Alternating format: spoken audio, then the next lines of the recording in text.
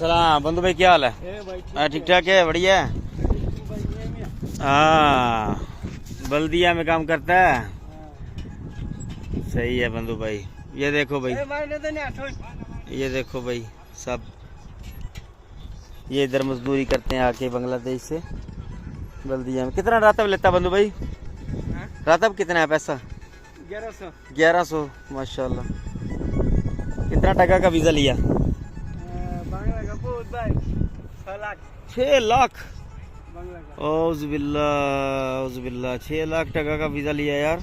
बहुत जुल्म किया यार उन लोगों ने तो। ये जो दलाल है ना, दलाल ये हरामी है। वो पक्का के मादा चूत। हाँ, वो झूठ बोलेगा, उधर ऐसे मिलेगा ऐसे मिलेगा, कुछ नहीं है। खाना पीना अपना, खाना पीना। हाँ, और गवर्नमेंट बस रैश देगा। आने जाने का टिकट अपना, वो इधर से बोल के दिया, इधर से नहीं भाई। और दूसरा वो इकामा,